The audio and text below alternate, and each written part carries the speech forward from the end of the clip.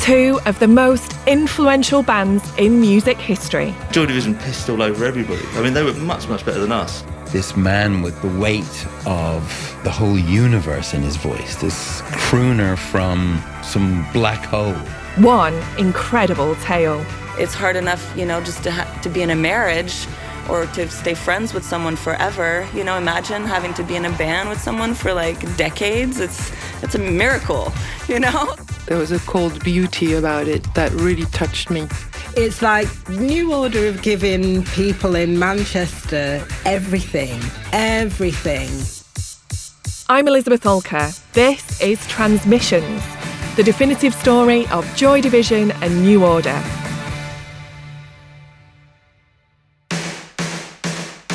Coming up in episode 2, squeeze into your leather thigh highs and your latex catsuits. We're going deep into the underbelly with Low Life. They were out every night, and I'd go out maybe once or twice in the session. Low Life, they'd started living up to Low Life. They started going to bondage clubs and things. A flirtation with the underground, yes, but also a new level of exposure. Peter Saville called it demystification of the band. That was because Saville's always got to have a word, and that was demystification on Low Life.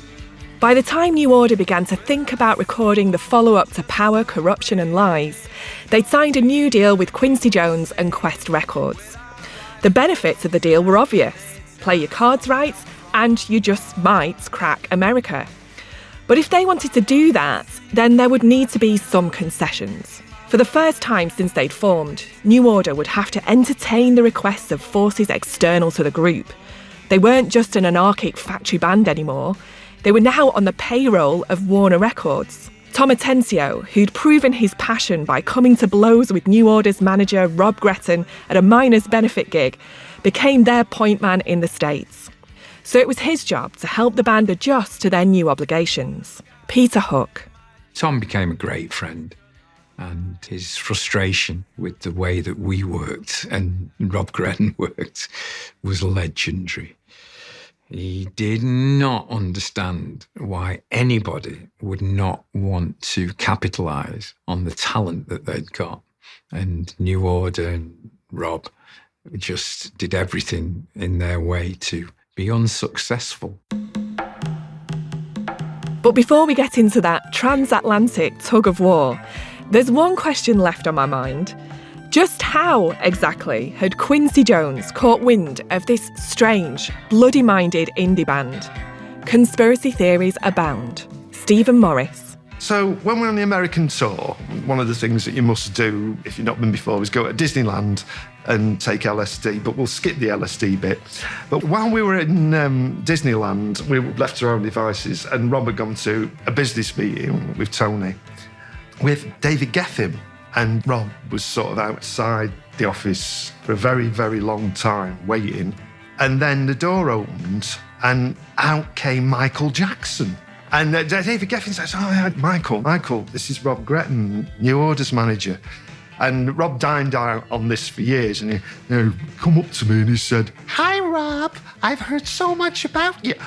Michael Jackson, you knew who I was? And it was like, yeah, at the time, the Quincy-Michael Jackson connection was sort of like, they made great records. They made fucking great records along the same sort of lines that we would like to make records.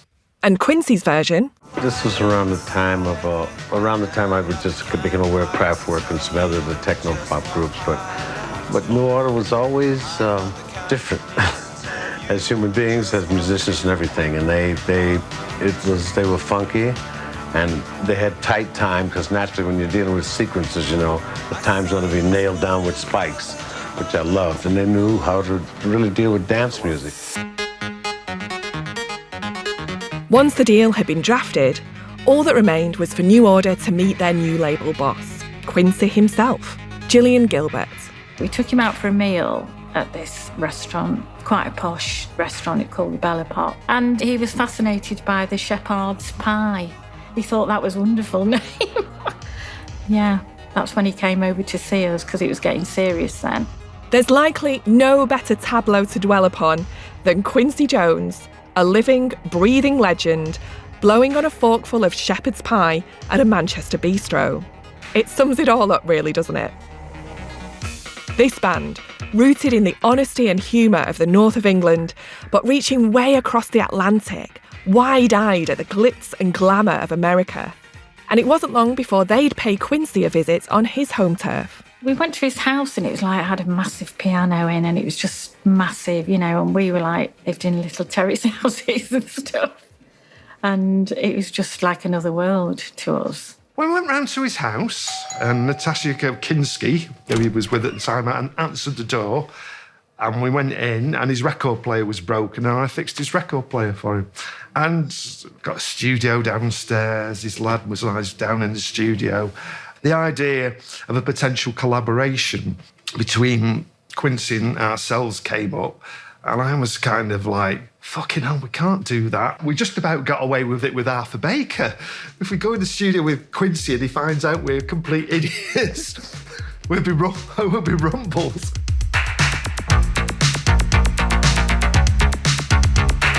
Signing with Quest Records opened up a new chapter in New Order's story, a sort of split personality syndrome. At home, they could be like they always were. Factory Records, Rob Gretton, the Hacienda. But stateside, it was champagne, Quincy Jones, movie premieres. It also represented an opportunity to finally make some money. Bernard Sumner. It was good to have stability. And Quest licensed through Warner's as well, so that gave us good financial clout, stability, yeah. I think at the start, I was told that the only other artist on the label was Frank Sinatra. If that's true or not, I don't know, but I was told that. So, we had a good label, mate, if you like, Frank. The first opportunity to capitalise on the potentially lucrative new deal would come in the form of that all-important new album. So in October of 1984, New Order decamped to Jam Studios in the UK capital to begin work on their third LP.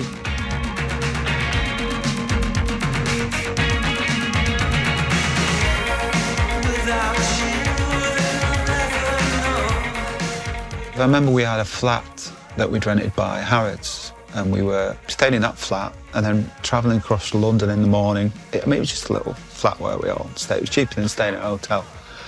And we went shopping in Harrods and bought lobster bisque. What's that, lobster bisque? Let's get some of that. And buying all this posh food that we'd never heard of and cooking it for ourselves. We were all living together again at Rob's insistence, like Morecambe and Bloody Wise, which was very much a New Order trait, was to go away and do everything. There was none of this, going home at the end of the night and all that. We were taken out of our environment, which was Rob's very strict proviso, was that you were taken away and you were going away and you were going to work here until it was done. And that was that, and it did work. It didn't lead to many comfortable moments with your missus, which, seemed to appeal to him, really. Relationships outside of the band may have been tested, but the group themselves was strong. By all accounts, this was a happy and harmonious time. Because you always start working during the day. We sort of got into this thing where we'd go out clubbing again after we'd finished, because the clubs were open until 4 o'clock, 5 o'clock in the morning. So we had a sort of good nighttime atmosphere going. And we used to go in early evening, and I remember this mad time that Barney used to go around wearing a white lab coat, and he had coffee filters strapped to his shoes. I don't know why, it's just a memory. Just used to have a really good laugh in the studio all together. It was so funny. And I think that comes across on the album. But with 4 committed hedonists bouncing around in the studio, there were naturally a few distractions to contend with. I remember on Low Life, it was pretty intense, and the amount of fun we were having in the studio had got very excessive by that stage. And it was more of the same, power corruption and lies, but perhaps a little bit more excessive. We're always quite recreationally minded, and the dimensions changed as time went on. I can only speak for myself that we smoked a lot of pot on movement, took a fair bit of acid doing Power, Corruption and Lies, and later on in Low Life is when the coke arrived.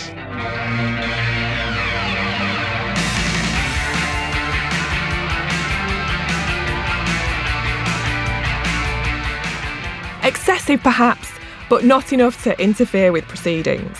At least not according to Peter Hook. We were still playing out, but we were actually playing out with a realism that next day we were in the studio. So there was still a healthy respect shown to the recording process. And the title for this new record? Gillian remembers that coming along quite early. I remember watching this television programme all together at the studio, and it was a guy going on about how he loved being part of the low life, you know, drinking all day and how great fun it was, and that title always stuck with us. So that's your title sorted. Now all you have to do is record the thing. After all the hubbub of Blue Monday, Stephen Morris remembers the process beginning with a bit of a palate cleanser. I think the first track that actually got recorded for Low Life was Elegia, which I thought, right, this would be really good to do something which was a complete anti-Blue Monday, and to do it in, some would say 3/4, other people would argue 6/8, depending on how muso you are, and try not having any drums in it at all. So it's kind of, you're doing a waltz, which is not usually popular in discotheques, and also very slow, and also very, very long.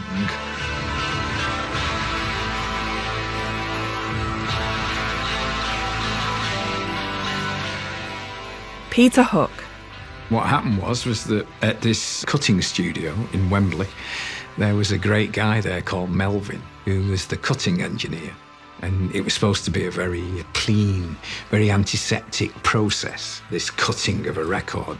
And he would be smoking over it with a cigarette, and there'd be ash dropping out, and he'd be like that, just blowing it off the thing. And we were like, wow, this guy's wild. And anyway, he said, we've opened a new studio. And he said, I don't know if you'd like to come in for a day and try it out, you know, as New Order. Poor Melvin. He had no idea what he was letting himself in for. I think that Melvin, his day lasted, say, 8 hours, like a normal working day, whereas our day lasted for 24 hours. So once we'd been there about 12 hours, he was fucked. He was rough that day, couldn't even stand up. And we carried on for another 12 hours, probably a bit of speed involved, I would have thought. And we did Elegia, the 18-minute version or whatever, and built it up and jammed it in the studio, most of the part.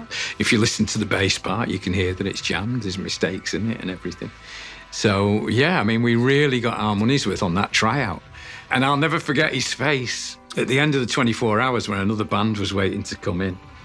And he said, well, great, Matt, what a session. He said, do you think you'll come back? And we went, no, we don't like it.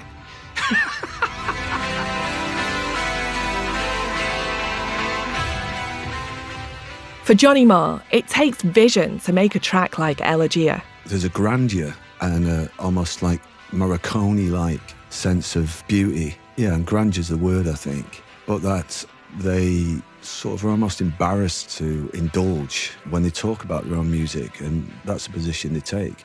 I think really that's the right way round. Off the stage, don't be a bleep, but in your work, strive.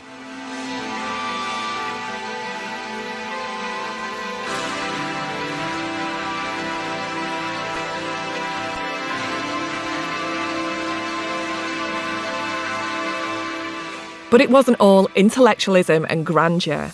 Elsewhere on Low Life, New Order was soaking up inspiration from all the exciting nightlife that London had to offer.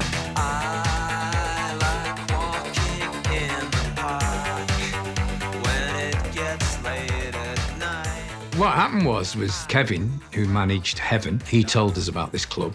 Now, I'd actually seen the magazines. I'd seen the Skin 2 magazine in my travels, and this was the club night that Skin 2, the magazine, ran. So I think Bernard and I went down with Kevin on the first night, and it was wild. It was like a cross between the Batcave in Notting Hill And yeah, this kind of sub-domination, weird aspect to it that we didn't partake of, I must say. But as soon as we saw all these old blokes getting their asses slapped by these dominatrixes, we just thought it was dead funny, you know. But it was a great place to go for a drink. Gillian Gilbert. Skin 2 was the only place open till 4 o'clock. So, of course, when you've been in the studio all night, we used to go there. But you had to wear leather or plastic or rubber. I mean, I remember getting some stuff, but I don't remember them lot. Well, Hooky was dressed in leather anyway because he wore the biker boots, so he got in. I don't know what Barney wore. I think they just let him in because he wore shorts. Something stupid. The club made a lasting impression on the band. 2 of Low Life's tracks would emerge from their experiences there. Just listen to the lyrics of Subculture.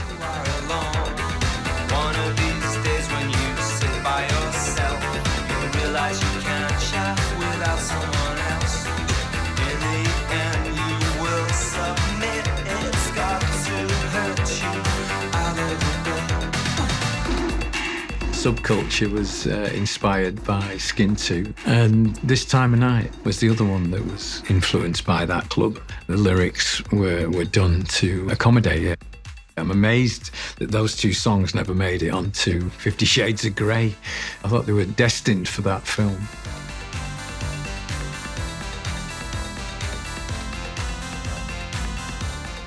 Clearly, inspiration was firing on all cylinders. Take album opener Love Vigilantes, a favourite of Chemical brother Tom Rowlands. I remember buying Low Life when it came out, and even just the way it starts, you know, it's just that snare drum at the start, you know, Love Vigilantes, and it's just like, it's still just such an incredible sound. That track was apparently a response to the Falklands War.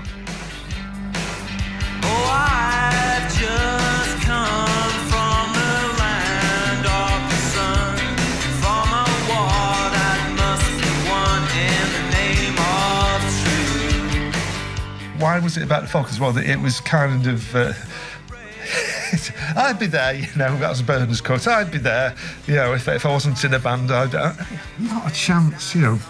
It was a bit, because lyrically, it's kind of about that sort of thing, but I still say it's more Ruby Don't Take Your Love to Town, which is, again, a similar sort of thing. It's the anti-war song, you know, masquerading as something that might possibly be pro-war, but then analyse it and you'll find it definitely isn't. And of course, there's a beauty in keeping things vague. Well, anti-war doesn't date really, because, you know, it might fade a bit, but sooner or later some twat's going to kick off again and suddenly you're back in fashion. You can't go wrong with an anti-war song. But Love Vigilantes was notable for another reason too. It marks a songwriting contribution for the relative newcomer, Gillian Gilbert. I mean, a lot of the time at the beginning, I was like an extra pair of hands. So I'd play guitar, do the keyboards, and control all the equipment on stage and take all notes, which Mike Johnson kindly put in the sleeve note. And I was like, I did that as well. And so when we were jamming in the studio, I came up with the bass line notes, the held notes, and it was like one of the first ones. It was like, oh, that's really good. We'll use that. What notes are you playing? Now when Gillian hears that song, she hears herself finding her feet in the band. To sort of try and write with such a tight writing team that they've become, because they started writing as a 3-piece. It was just like a whirlwind for me. One minute I was going to college and then the next minute they'd asked me to be in the band. So I rehearsed all these songs that he'd already wrote and then we just carried on. So it was quite a big thing for me to even have one note included in a song. So then it got to 2 notes and then I was thinking it was 4 notes in the end for Love Vigilantes. My wife and child waiting for me. I've got to go home. I've been so alone, you see. The jewel in Low Life's crown came very near the end of the recording session. The perfect kiss. Bernard Sumner. By that time, we'd run out of time and there was a definite cut-off point because we were going on tour in Australia. So we started it, and I really felt like the song had something and was important to finish it for the album. So we stayed up for 3 days, solid, constantly, without any sleep.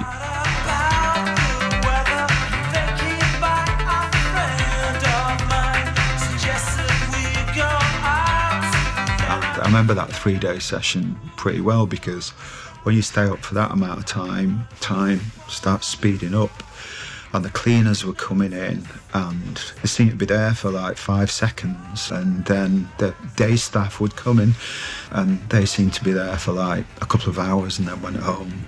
It was all very strange, but we finished the track.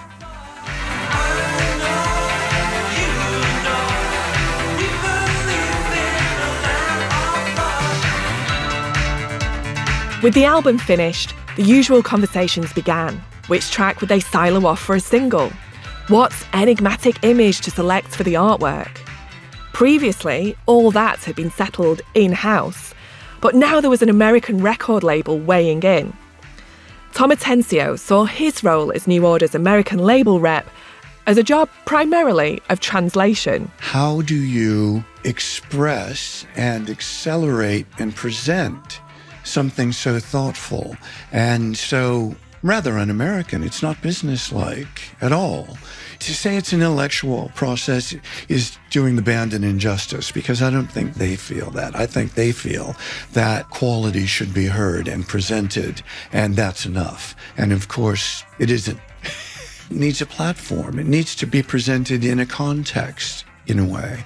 And Peter Saville provided a lot of that context. I mean, here were truly covers that didn't give a shit because the band wasn't even on it, front or back, right?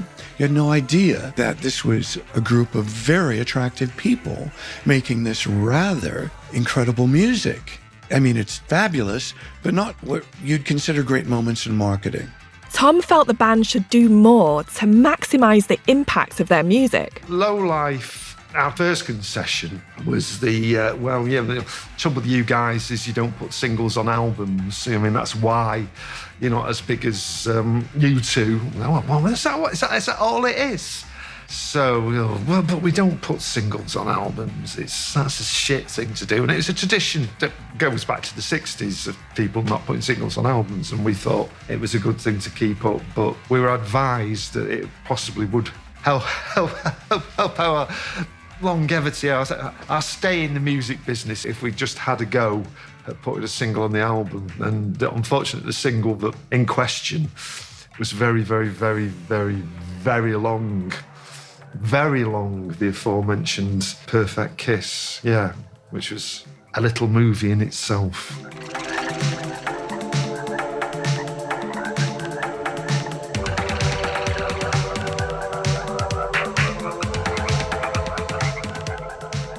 If New Order had to give the Americans a single on the album, of course it would be an Odyssey. It was very New Ordery in the big intro and the big outro, and the song kind of existed in the middle. So I think we saw a way that it could be used in two different forms.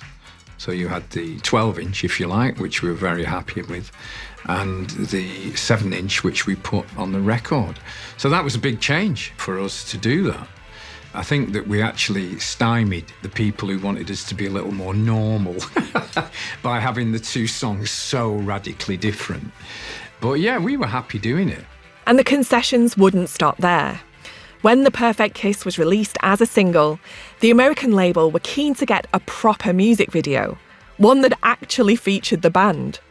Tom Atencio. Michael Schamberg, who was a Factory Records employee in New York and had been with the band since nearly the beginning, was a trusted advisor and compatriot. And Michael produced the videos with me.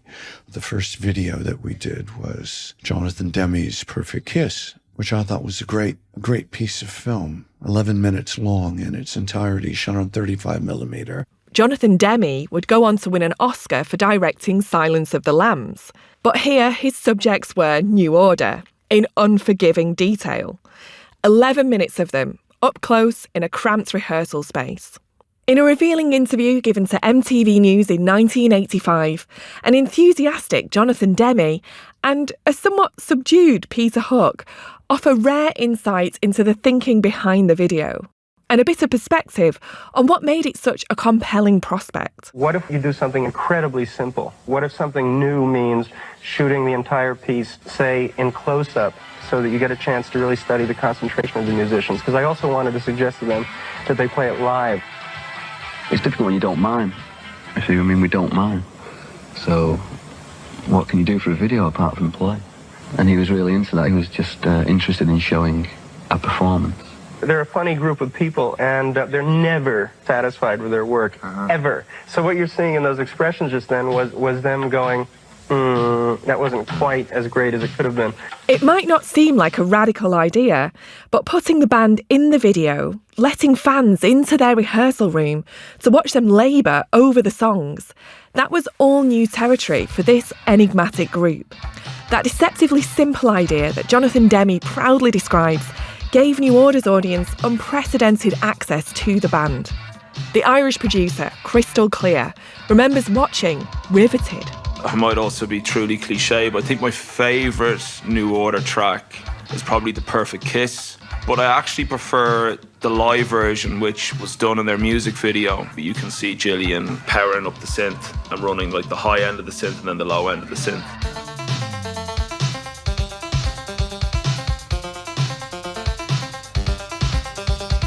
If you want to talk about like New Order influencing me musically, that's definitely a huge part of a production technique that I pinched directly from that.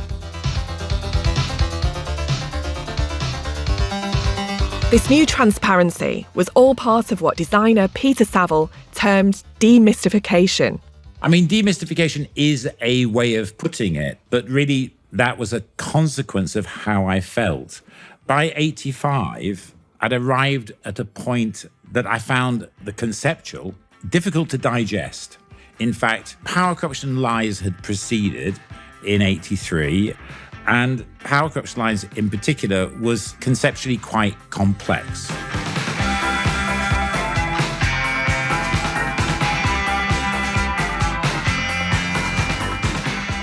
It dealt with a juxtaposition of the historic with the technological, a kind of sense of the past and the future being part of the present.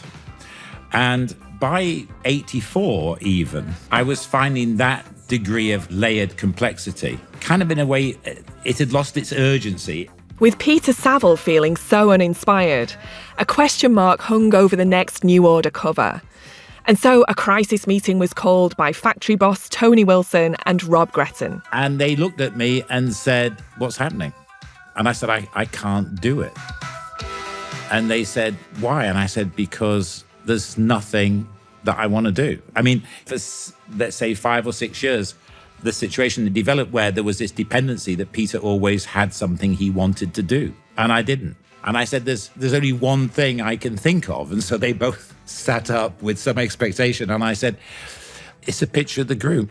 And it was like a deathly hush. I mean, given the circumstances around New Order, given their reluctance to be photographed, their reluctance to put themselves in front of their music, this was almost a treasonable proposition. You know, Rob was horrified and silent, and Tony was silent for like almost a minute. I thought, oh, fuck. And then Tony just said, "It's brilliant."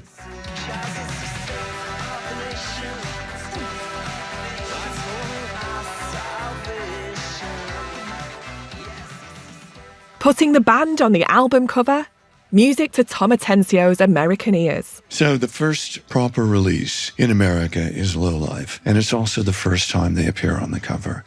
But Peter Saville was also legitimately interested in the idea, the nowness of it all. It seemed to me in 85 to be the right thing, but also, given the pattern of previous releases, also the most unexpected thing. You know, I was aware that the most unexpected thing for a New Order cover in 1985 was going to be a picture of them. So we then moved on. Rob kind of aligned with it, and we then discussed how to do it. And I said, I think I have a bit of a plan for how to do it. Of course, New Order would never sign off on an idea like this one. So when the photo shoot was proposed, they thought they were having publicity shots taken. a concession to the American record label. We were tricked into having our pictures taken for the sleeve by Peter Saville and Tony and Rob Gretton, and I never knew for years afterwards. Having seen them photographed before collectively, I knew that each member of New Order had to come to the studio individually, independently. I needed them to be just apart from one another so that the repartee and self-consciousness that was sort of not interrupting what we were doing. So we all went in with him individually. We all didn't know what we were doing. You had to keep it all a secret of what your photograph was going to be like. It was all very secretive. I was completely off my face. You can tell, can't you?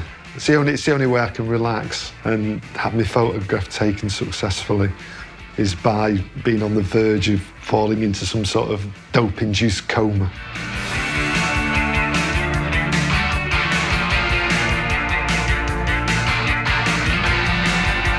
With individual images of all the band members captured, Peter now had to decide how to make an album cover of the disparate pieces.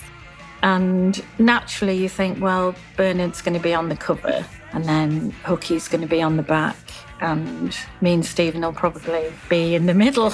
But it was completely ended up the opposite way round. The front cover of Lowlife features a portrait of Stephen Morris.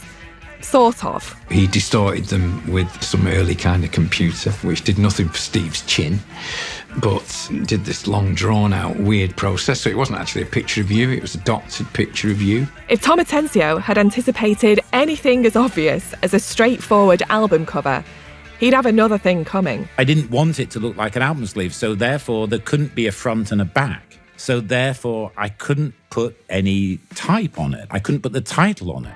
So there was a gallery catalogue on the shelf in the studio with a tracing paper cover around it. And I thought, oh, that will do.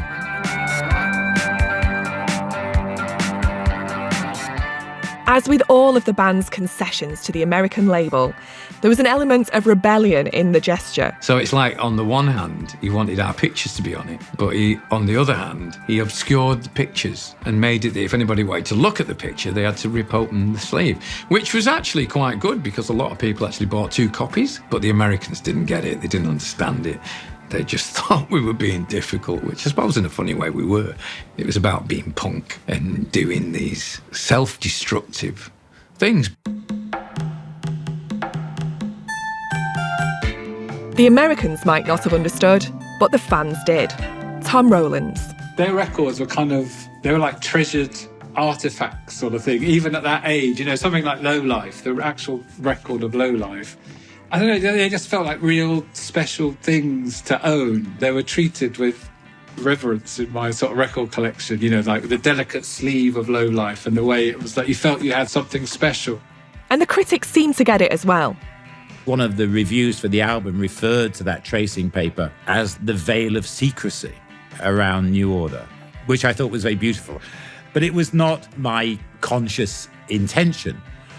But of course, subconsciously, you know, you are aware, you know, I knew what it meant to put this sort of translucent veil around them. As for the veil of secrecy protecting the band from their own album cover, they swear they had no idea until they saw the bleeding thing. I think they didn't believe that I would actually make the cover. And I saw them in a dressing room in Cambridge after a gig, soon after the release of Lowlife. And as I walked in the room, they collectively turned on me and said, "You fucking bastard." So in the end, perhaps it's fair to say that Lowlife was about demystification and remystification in equal measure. And putting the drummer on the cover did have one interesting consequence. Gillian Gilbert. When we went on tour to Japan, they actually thought Stephen was the singer. So he was like, why am I having all this attention? That's right. I mean, that was great because it's the only time I've had any fan coverage in Japan. You know, he got off the phone, I think you're the singer. Why? Pictures on the front. I did quite well. I was considering a career in male modelling for a bit. Lowlife represented a whole world of firsts for New Order. To some, those firsts might have looked like compromises. But the rules that govern New Order's operation were never exactly hard and fast in the first place. You define New Order by the things that they don't do rather than the things that they actually do. And it's kind of like, well, we don't want our picture on the sleeve. We don't want the single on the records, and we just want to do whatever it is that we want to do. Well, we don't do encores except when we do encores, which is when we feel like it, or when the audience has been particularly unpleasant towards us. Antagonism had always been one of the driving forces in this band. They couldn't help it. It was in their punk DNA.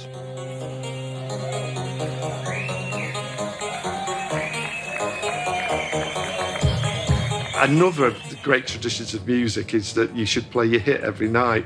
And we were kind of reluctant to do that, particularly in Germany, where we did this tour of Germany. Very early on, it was sort of like late 84, we'd written Face Up, which is the last track on Low Life. And we thought it was the best thing since sliced bread. And the German people deserved to hear it every night. And I can remember at one point on the German tour, the promoters had to put on the posters, because they put New Order Hitmeisters with Blue Monday, Blue Montag, and then right underneath it, may not actually perform this song tonight, which didn't really do much for Anglo-German relations.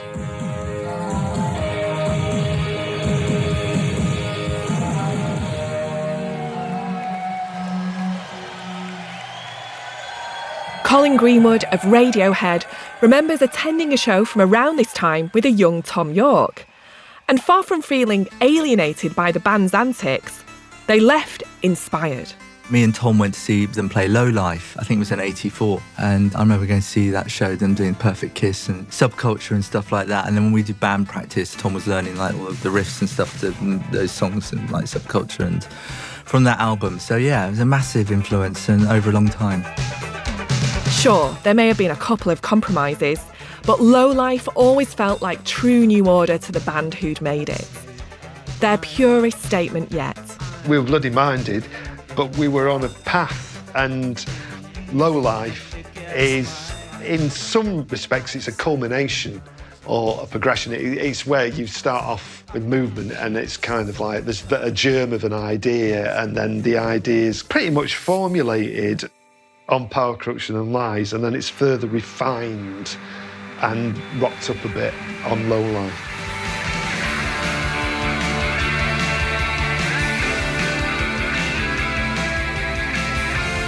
One way of thinking about it is that Low Life is a harmonious record. Musically, with its considered blend of rock and electronics, each present in every one of its 8 songs. Personally, with tales of fun, but not too much, at London's underground nightclubs. And professionally, with a few allowances for Quincy Jones and the ambitious American label, while still holding on to the art rock essence of New Order, harmony through and through. The question was, how long could or would that harmony last? We're imbibing various substances, but it had not got to the point where it was affecting us too badly. But, you know, you reach a point where the substances start having a detrimental effect, and then you've got to stop, really.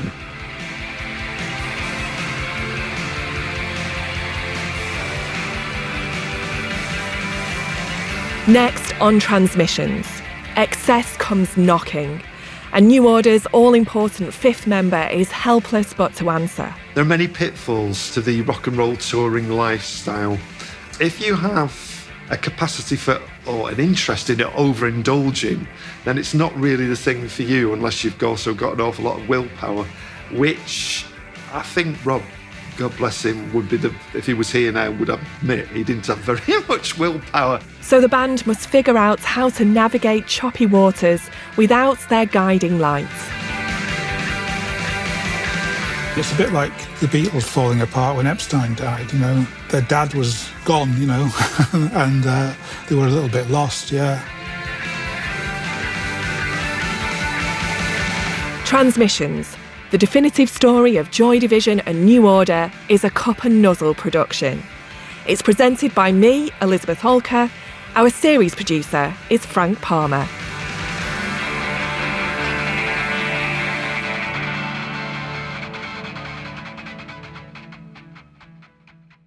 If you've enjoyed this episode, please give us a rating or review wherever you listen to your podcasts.